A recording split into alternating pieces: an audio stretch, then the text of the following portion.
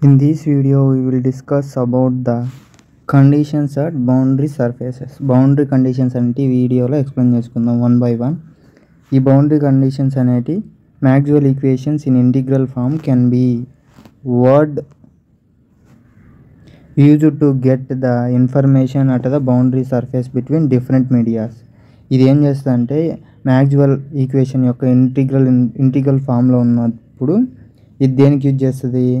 ఇన్ఫర్మేషన్ని అంటే బౌండరీ సర్ఫేస్లో ఉన్న టూ మీడియమ్స్కి అంటే డిఫరెంట్ మీడియమ్స్కి అంటే ఇదొక మీడియం అనుకుంటే ఈ రెండు మీడియంకి ఉన్న డిఫరెన్స్ని దాని యొక్క బౌండరీ సర్ఫేస్ యొక్క ఇన్ఫర్మేషన్ని మనకు తెలియజేసేదాన్ని మనము బౌండరీ కండిషన్స్ అంటాం. With help of the Maxwell equations integral form use చేసుకొని చెప్తుంది అనమాట.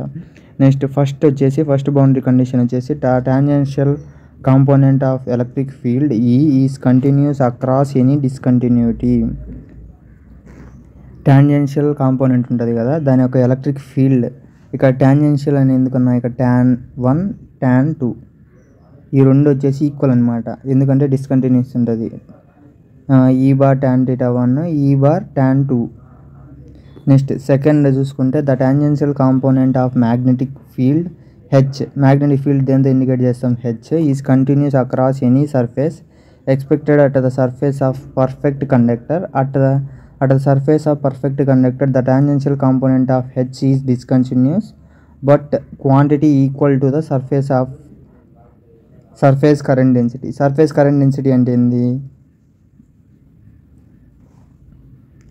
సర్ఫేస్ కరెంట్ డెన్సిటీ అంటే ఇక్కడ ఉంది కదా మనకు ఈ tan1 మైనస్ tan2 ఈ రెండు దాని యొక్క డిఫరెన్స్ మనం దేనికి equal?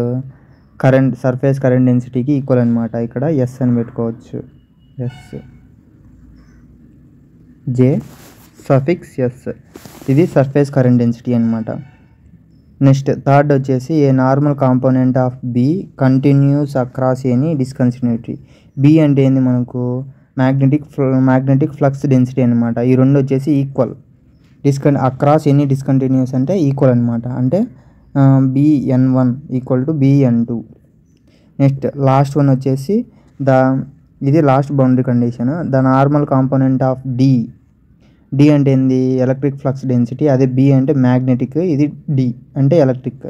In continuous expected at the surface which has surface charge density at the surface where surface charge density exists the normal component of D is discontinuity by the quantity equal to the surface charge density. మీరు ఇక్కడ ఏం చేస్తారంటే మీరేం రాయడం అవసరం లేదు. ఇప్పుడు ఇక్కడ ఈ రెండు యొక్క డిఫరెన్స్ అంటే dN1 minus dN2 equal to surface. S అంటే సర్ఫేస్, డి అంటే ఏంది? Charge density. ఈ రో అంటే చార్జ్ డెన్సిటీ, రో ఎస్ అంటే ఏంది? సర్ఫేస్ చార్జ్ డెన్సిటీ అనమాట. ఇది మనకు ఫోర్త్ బౌండరీ కండిషన్. ఇది వచ్చేసి మేబీ మనకు ఎగ్జామ్లో 5 మార్క్స్ ఆర్ 4 మార్క్స్కి అడగచ్చు అనమాట. This is about this boundary conditions. Thank you. Please like and subscribe my channel. Support me. Thank you.